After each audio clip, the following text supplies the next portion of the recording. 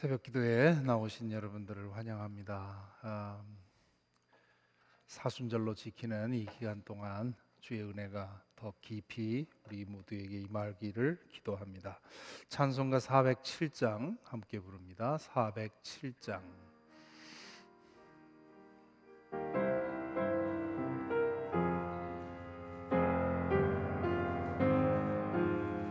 (407장입니다)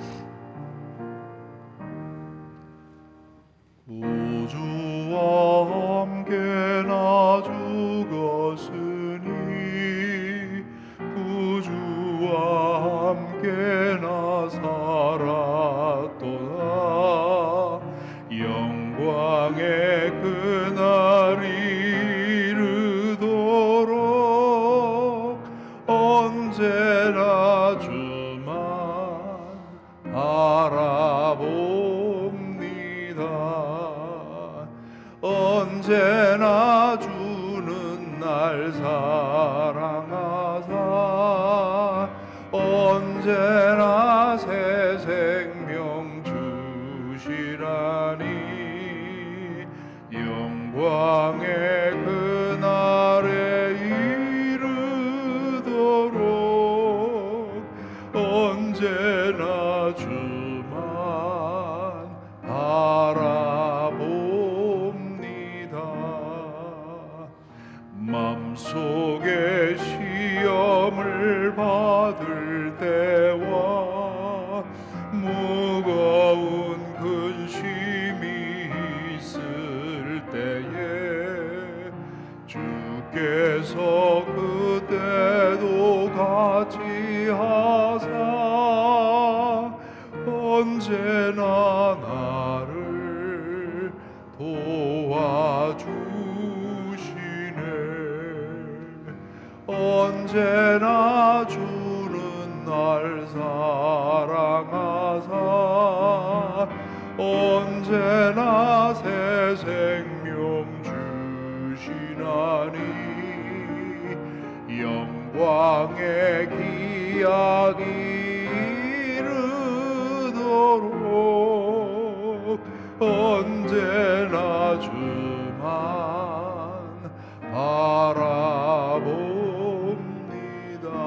407장입니다. 뼈 아픈 눈물을 흘릴 때와 쓰라린 마음으로 탄식할 때 주께서 그때도 같이 하사 언제나 나를 생각하시네. 언제나 주는 날 사랑하사 언제나 새 생명 주시나니. 영광의 기날에 이르도록 언제나 주만 바라봅니다. 내 몸의 약함을 아시는 주 못 고칠 질병이 아주 없네. 괴로운 날이나 기쁜 때나 언제나 나와 함께 하시네. 언제나 주는 날 사랑하사 언제나 새 생명 주시나니. 영광의 그날에 이르도록 언제나 주만 바라봅니다.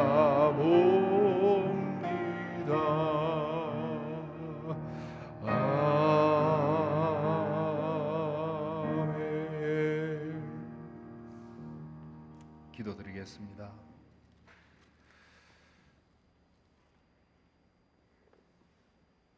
한밤의 휴식을 주시고 또 한날을 선물로 허락하여 주시니 감사를 드립니다.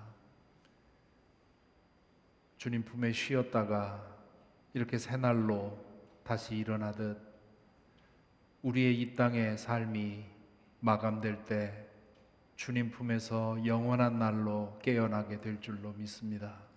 주님, 저희들에게 은혜 허락하여 주셔서 하루하루 주어지는 이 천금 같은 시간들 주님 감사하게 받아 또한 충만하게 살아갈 수 있도록 우리 가운데 주의 은혜를 베풀어 주옵소서. 우리의 옛사람으로는 그렇게 살 수가 없습니다. 주의 성령께서 우리 안에 계시오니 성령께서 우리의 주인이 되시고 인도자가 되어 주셔서 하루하루를 천국으로 살다 이 땅에 우리의 나날이 다할 때 천국에 깨어나는 우리 모두가 될 수 있도록 인도하여 주시옵소서. 주님, 이 아침 잠 못 들어서 혹은 육체적인 질병으로 혹은 마음의 질병으로 혹은 관계의 문제로 혹은 경제적인 문제로 밝은 아침을 맞고 주님 감사합니다. 기도할 수 없는 이들이 많이 있습니다.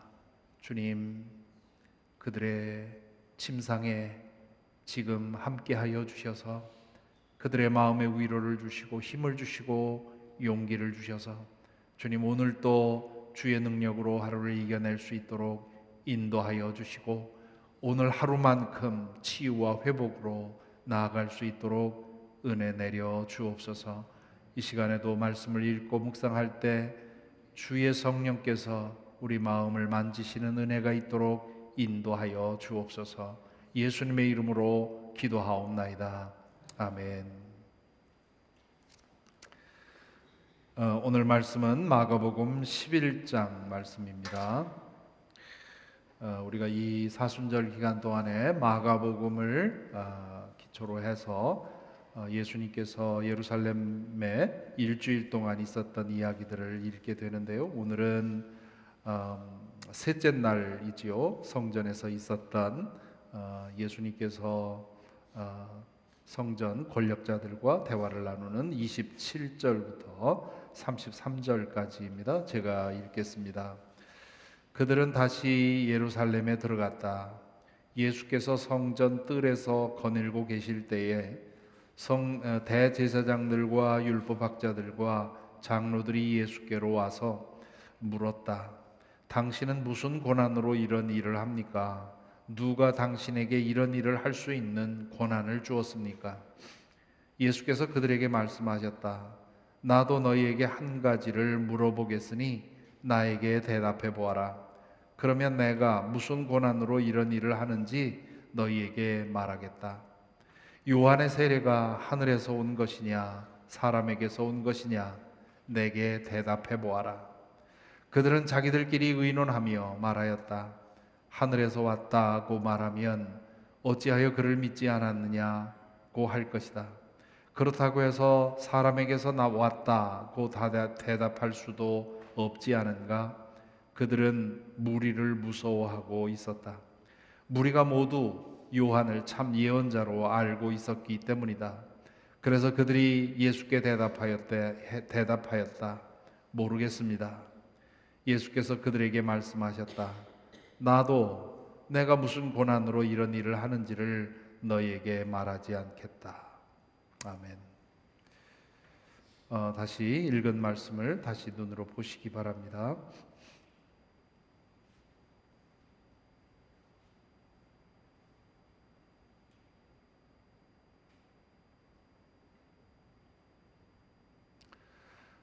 우리가 이미 본 것처럼 예수님이 예루살렘에 들어가셔서 성전으로 가셔서 성전 구석구석을 살펴보지요. 그런 다음에 다시 베다니로 나오셨다가 하룻밤을 지내시고 다시 예루살렘으로 가십니다. 그리고는 작심한 듯이 이 예루살렘 성전 뜰에서 장사하는 사람들, 돈 바꾸는 사람들, 이런 사람들을 상을 뒤집어 엎고 그들을 내쫓게 되지요. 그러면서 이사야서 56장과 예레미야서 7장의 말씀을 인용하면서 너희가 만민이 기도하는 집을 도둑의 소굴로 만들어 놓았다, 그렇게 호되게 질책을 하게 됩니다. 그런 다음에 뭐 또 다른 일이 있었을 텐데 그 첫날, 그러니까 다음 날, 둘째 날 있었던 일은 이 성전에서 있었던 일만 이제 기록을 해 놓는데요. 제가 엊그제 해설에서도 말씀을 드린 것처럼 학자들은 이 유대 권력자들이 예수님을 죽이기로 확실히 결심한 이유가 바로 이 성전에서 행한 일 때문이었다고 봅니다. 그 전에도 예수님이 하시는 말씀 가운데 위험한 말씀들이 많았지요. 자기 자신을 하나님처럼 얘기하는 거며, 뭐 인자가 안식일의 주인이다, 뭐 등등, 이 기존 유대교의 금기를 깨뜨리는 그런 말씀들을 굉장히 많이 하셨습니다. 그래서 이 위험한 사람이다라고 생각을 했는데, 성전에서 행한 이 일을 전에 듣고는 이거 그냥 놔서는 안 되겠다 생각을 한 거죠. 왜냐하면 예수님이 성전에서 행한 이 일은 단순히 소동을 벌인 것이 아닙니다. 혹은 유대 권력자들, 대제사장과 제사장들의 부패를 질타한 것으로만 끝나지 않습니다. 만일에 성전에서 장사하는 사람들, 돈 바꾸는 사람들, 이들을 모두 쫓아내면 성전 제사가 올스탑이 됩니다. 그러니까 예수님은 이 장사하는 사람들, 이 돈 바꾸는 사람들을 내어 쫓으심으로써 사실은 성전에서 드리는 제사 이거 쓸데없다고 말씀하신 것이지요. 그리고는 이사야서 56장과 7장, 예레미야서 7장 11절을 인용하면서 이 성전이 곧 심판받을 것이라고 하는 그런 암시를 주십니다.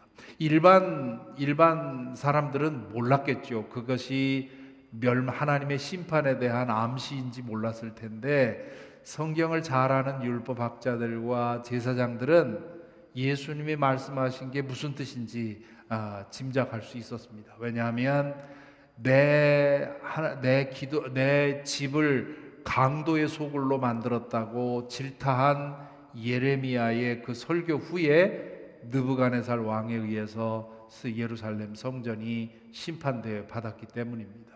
그래서 이 대제사장들과 성전 권력자들은 정말 이 사람아 그냥 두면 안 되겠구나 하는 그런 생각을 하게 된 것이지요. 이제 그 다음 날 있었던 일인데요. 오늘 있었던 일은 27절에 보면 예수님께서 성전 뜰을 거닐고 계셨다. 성전 뜰에서 무슨 일을 하고 있었는지 모르지만 뭐 그 할 일 없이 어슬렁거렸다, 이제 그런 뜻이 아니라 성전 뜰에서 아마 제자들에게 가르치고 있었든지 사람들을 가르치고 있었든지 그랬겠죠. 그러자 대제사장들과 율법학자들과 장로들, 이 사람들은 성전을 중심으로 해서 이득을 취하고 있었던 성전 권력자들입니다. 그들이 이제 예수님에게 와서 따져 묻죠. 28절에 보면 당신은 무슨 권한으로 이런 일을 합니까? 누가 당신에게 이런 일을 할 수 있는 권한을 주었습니까? 성전은 말 그대로 이 대제사장과 제사장들과 율법학자들의 그 땅입니다. 그들만 이 안에서 가르칠 수 있었고 제사 드릴 수 있었고 이제 행할 수 있었거든요. 그런데 예수님께서 이런 일을 하니까 당신이 무슨 권리로 이런 일을 하느냐, 이제 그런 질문을 합니다. 그런데 이 질문의 의도는 예수님에게 정말 어떤 권한이 있는지를 알아보기 위한 질문이 아니라 예수님에게 대한 어떤 트집을 잡으려고, 지금 이제 이 날로 이후로 이제 이들이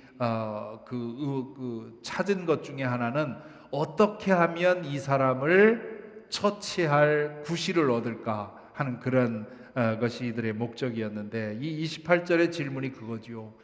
예수님을 궁지로 몰아넣어서 그를 잡아놓을 수 있는 그런 빌미를 찾으려고 한 것입니다. 만일에 예수님께서 그들이 예수님의 정체가 궁금해서 이분이 정말 메시아인지 아닌지 알아보고 싶다 해서 이 질문을 했다면 예수님도 정상적으로 대답을 했겠죠. 그러나 그렇게 하지 않고 이들이 단지 구실을 잡기 위해서 이렇게 질문했다는 것을 아시고는 예수님께서 대답을 29절에 보면 아주 기가 막힌 대답을 하지요.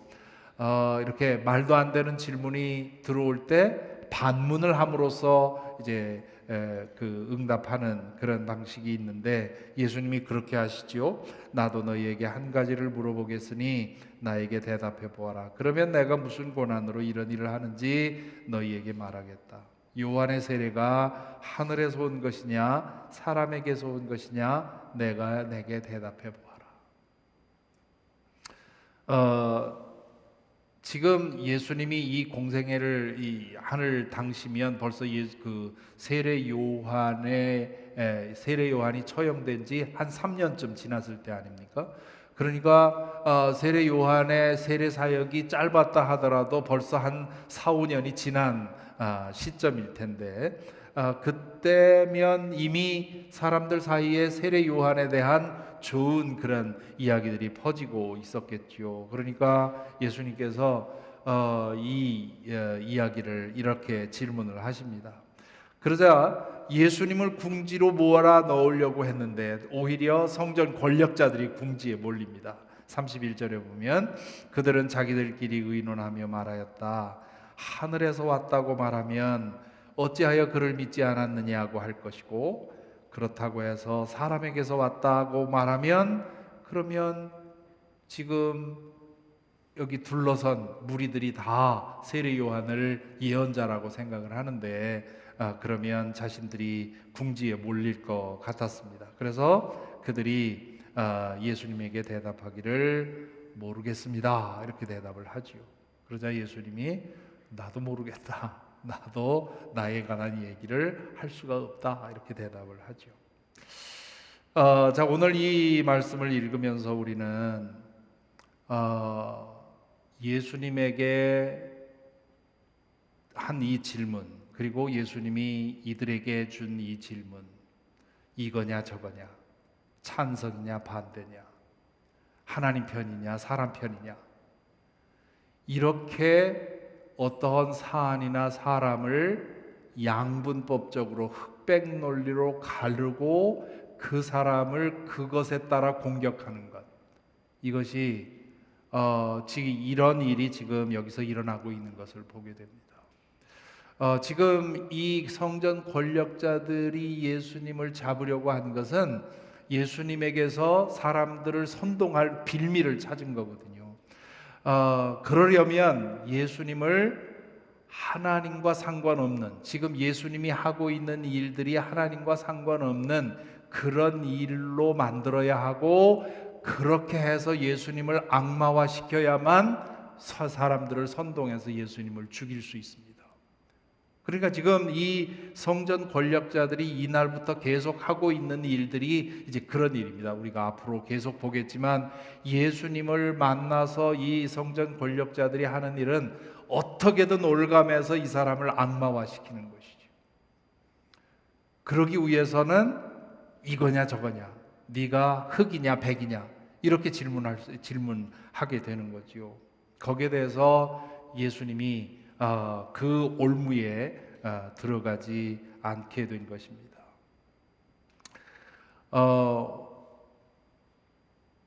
예수 그리스도를 믿는다고 하는 것은 이 세상의 모든 일들 가운데 하나님의 임재가 있다고 하는 것을 인정하는 것입니다. 그것을 성례전적인 세계관이라고 하는데요. 성례전적인 세계관이라는 말은 우리 성찬을 나누기 위해서 성찬 식탁에 빵과 포도즙이 있을 때 그 빵과 포도즙은 어디서든 얻을 수 있는 것입니다.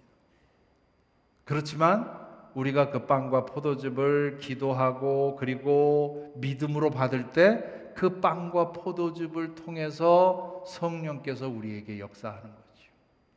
그러니까 우리는 이 세상의 모든 것, 모든 사람을 볼 때 이것이 사람이냐 아니면 하나님에게 속했느냐 세상에게 속했느냐, 이것이 하늘나라에 속했느냐 하늘나라에 속하지 않았느냐, 이렇게 나누어 보지 말고 모든 것 안에 하나님의 임재가 있을 수 있다고 하는 그런 마음을 갖고 세상을 보아야 합니다.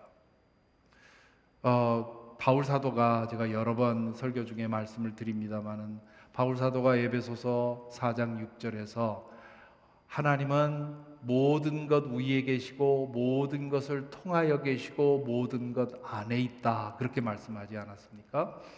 하나님은 온 우주를 품고 계실 뿐만 아니라 또 아주 가장 작은 원자 속에서도 일하시는 분입니다.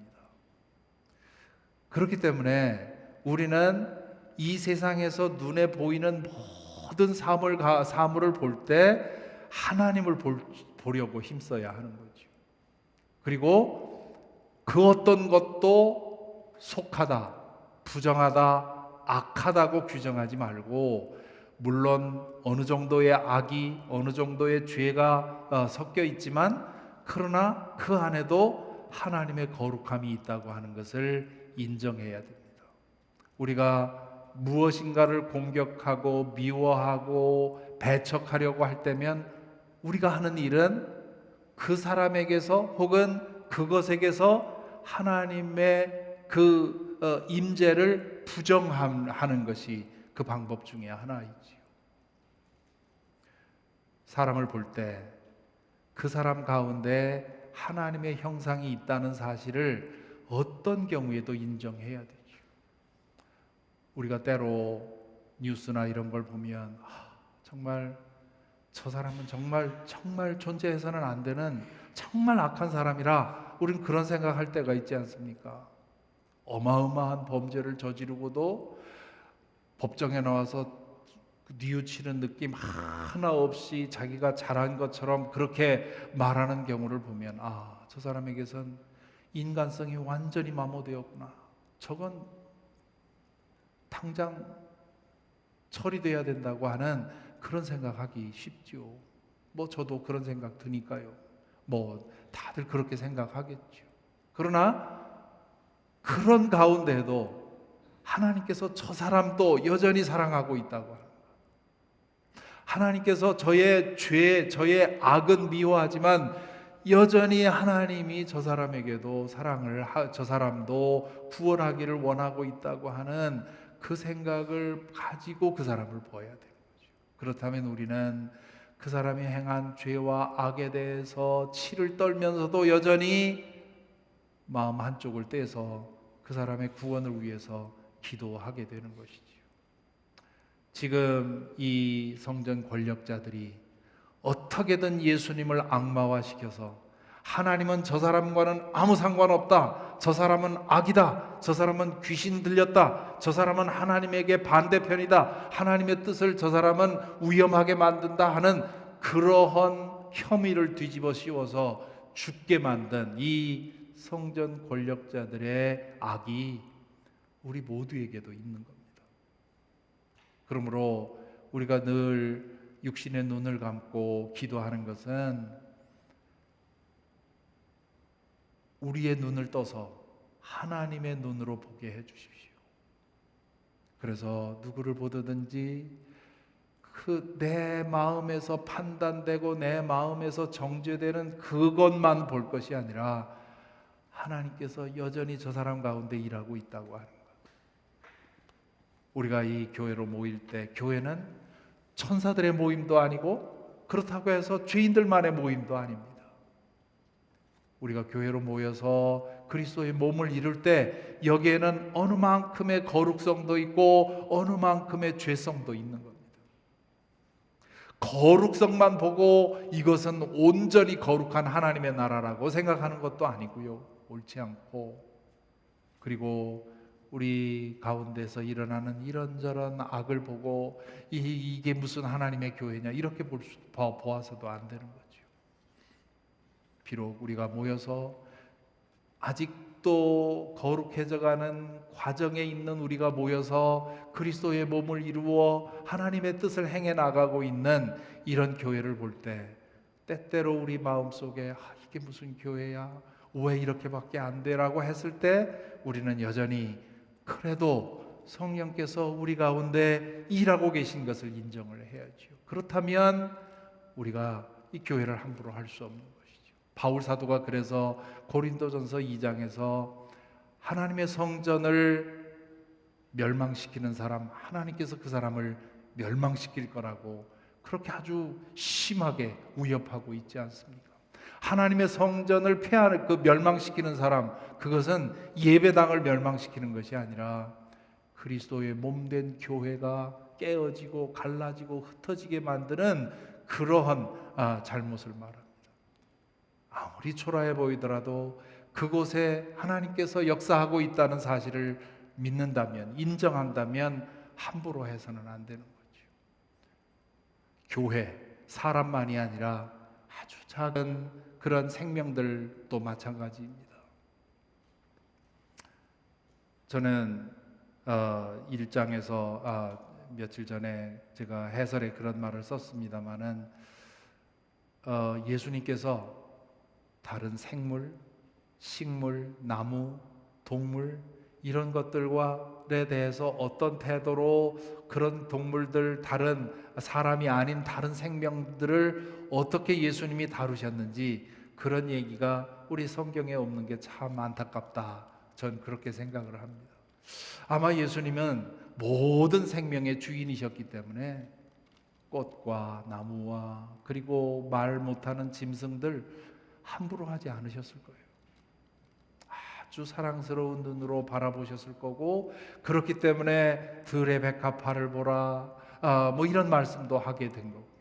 예수님이 40일 금식 기도를 끝내고 났을 때 들짐승들이 예수님과 함께 했다 하는 그런 기록도 있지 않습니까?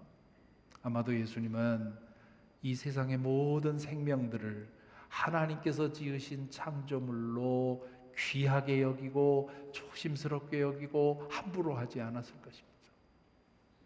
예수 믿는다는 것은 생명의 주인이신 하나님을 우리의 주님으로 섬기고 살아가는 것입니다.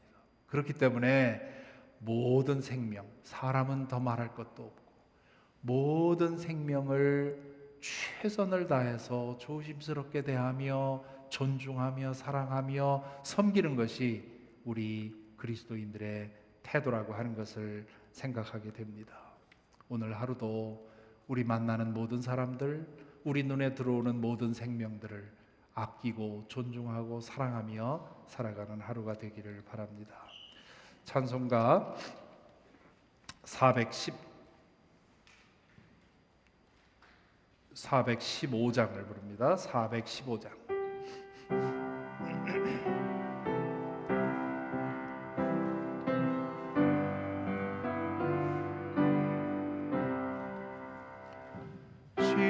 십자가 그늘 아래 나 쉬기 원하네. 저 햇빛이 뜨겁고 또 짐이 무거워. 이 광야 같은 세상에 늘 방황할 때에 주 십자가의 그늘에 내 쉴 곳 찾았네. 내 눈을 밝히 떠서 저 십자가 볼 때 날 위해 고난 당하신 주 예수 보인다. 그 영상 볼 때 내 맘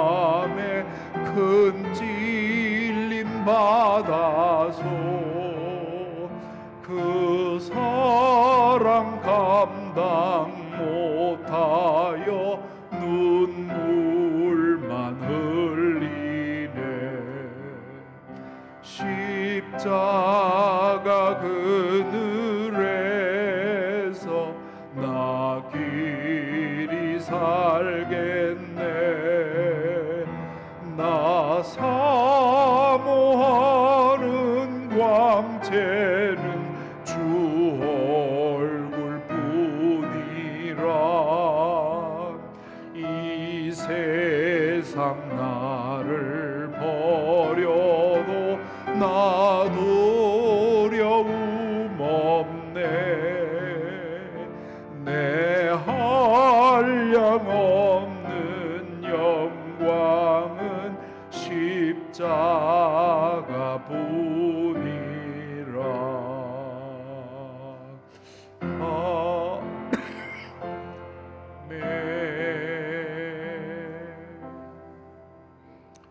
네, 오늘 예배 후에 멕시코 선교단 모임이 있고요. 또 저녁에는 찬양과 기도의 밤이 있습니다. 또 내일 예배가 있고요.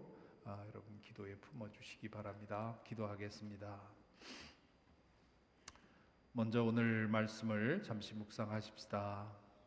오늘날 우리 시대를 아주 익스트림하게 폴러라이즈된 그런 세상이라고 말합니다. 모든 것을 이분법으로 나누고 좌파냐 우파냐 보수냐 진보냐 흑이냐 배냐 백이냐 네 편이냐 내 편이냐 하나님 편이냐 악마 편이냐. 우리 사람의 생각은, 우리의 사람의 감정은 이렇게 둘로 나누어서 판단하고 선택하는 것이 더 쉬울지 몰라도, 그러나 주님께서는 그렇게 보라고 하지 않으십니다. 우리는 모든 이들을 다 하나님의 자녀로 보아야 하고요. 이 세상에서 우리의 생각은 나뉘어 있지만, 그러나 더 모두가 사랑해야 할 대상이라고 말씀을 하십니다. 사람만이 아니라 말없는 모든 피조물도 우리가 존귀하게 여기고 사랑해야 할 대상입니다. 모든 것이 양분되어서 극한적으로 대립하는 이 시대에 주님, 우리가 화해의 도구가 되게 하여 주옵소서.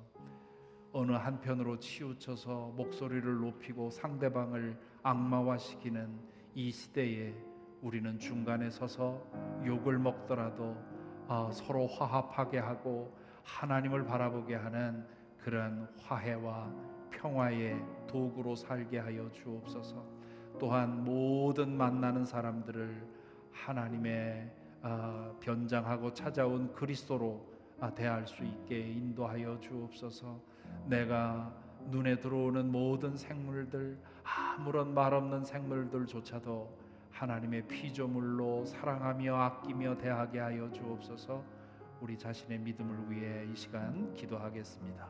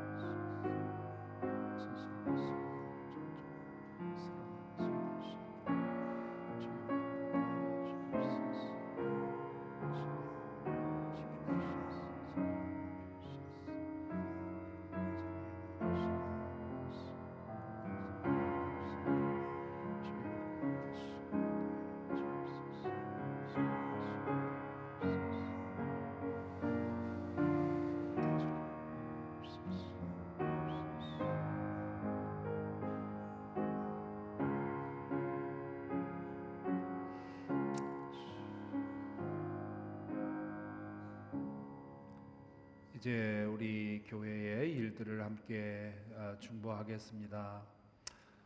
이제 이 4월 말에 우리 멕시코 선교를 가게 됩니다. 11분의 선교팀이 가게 되는데, 우리 선교 준비 단계부터 주님께서 인도해 주시고 그 모든 선교 과정을 지켜주셔서 하나님의 영광이 드러나게 하시고 참여한 모든 이들 큰 은혜를 경험케 하도록 주여 인도하시기를 위해서 구해 기도해 주시기 바랍니다.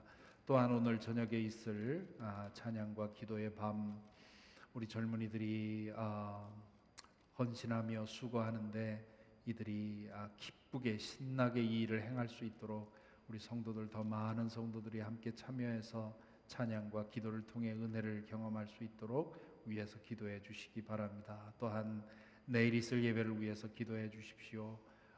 말씀을 들고서는 우리 조희경 질드런 디렉터, 또 허건 목사님, 그리고 저를 위해서 기도해 주시고, 또한 예배드리는 모든 이들에게 함께 하시고 예배를 준비하는 모든 이들에게 은혜 주셔서 그 모든 준비하는 과정, 섬기는 과정이 하나님께 영광되게 하옵소서. 우리 기도하겠습니다. 이 세 가지는 이 기도 제목을 가지고 우리 함께 기도하십시다. 아버지 하나님, 우리에게 이 성교의 기회를 허락하시고 주님 준비하게 하시니 감사합니다. 주여, 이 준비하는 과정부터 주님 모든 과정을 지켜주시고 인도하셔서 성교에 참여하는 이들 주님이 모든 성교를 통해서 큰 은혜를 경험할 수 있도록 인도하여 주시고, 아버지 하나님, 주여 지켜하여 주옵소서. 오늘 저녁에 있을 찬양과 기도를 위해 기도합니다. 오 주님, 큰 은혜로 허락하여 주옵소서. 참여한 모든 이들이 주님의 깊은 은혜를 경험하는 시간 되도록 주여 인도하시고, 헌신하는 모든 이들에게 큰 기쁨 허락하여 주옵소서. 내일 있을 예배를 위해 기도합니다. 말씀을 들고 서는 이들을 위해 기도합니다. 또한 예배를 섬기는 모든 이들에게 기도합니다. 주님, 주의 은혜 베풀어 주셔서 주님 이것을 통해서 하나님 영광 받으시고 주의 성도들에게 넘치도록 주여 붙들어 주시옵소서.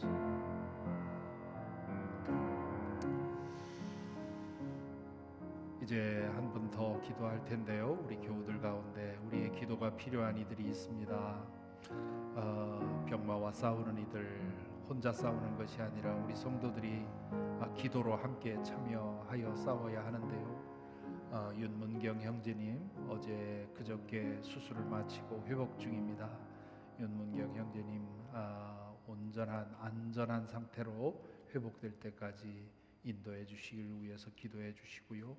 또 계속해서 수술 후에 회복 중에 있는 기수양 자매님, 또 키모 중에 있는 성영일 자매님, 그리고 김석환 형제님 위해서, 또 이제 장애 가운데 재활하고 있는 한영숙 자매님, 또 김재건 성도님 위해서, 또 이런저런 문제로 어려움을 겪는 이들이 많이 있습니다. 우리 성도들, 또 관계의 문제나 또 경제적인 문제, 여러 가지 문제로 어려워하는 이들 여러분 알고 있을 줄로 믿습니다. 이 시간 우리 한 마음으로 잠시 더 한 번 더 기도하고 마치겠습니다. 아버지 하나님, 주의 은혜 가운데 주여 우리가 함께 한 마음으로 모여 기도합니다. 오 주님, 영광들을 좀 살려주시고 또 한 번의 기회를 허락하여 주시오니 감사드립니다. 주께서 저를 온전케 하여 주옵소서. 기수양 자매를 위해 기도합니다. 주님이 구덩이에서, 이 고난의 구덩이에서 저를 꺼내주시고 회복시켜 주옵소서. 아버지 하나님, 성령의 자매를 위해 기도합니다. 오 주님, 저의 마음속에 함께 하셔서 아버지 이 치료, 주님 회복을 향해 나가는 길 되게 하옵소서. 김석환 형제를 위해 기도합니다. 주님이 영접을 주셔서 주님 계속되는 이 모든 치료 과정을 통해서 주님 완전함을 얻을 수 있도록 다시 한번 기회를 주시고 인도하여 주옵소서. 아버지 하나님, 어려움 중에 있는 이들이 있습니다. 주님 인도하여 주옵소서. 아버지, 약해져가는 자신의 몸을 붙들고 힘을 주님 주여 인도하여 주시고 주의 자녀를 받들어 주옵소서. 성령께서 함께 하여 주옵소서. 주님 감사합니다.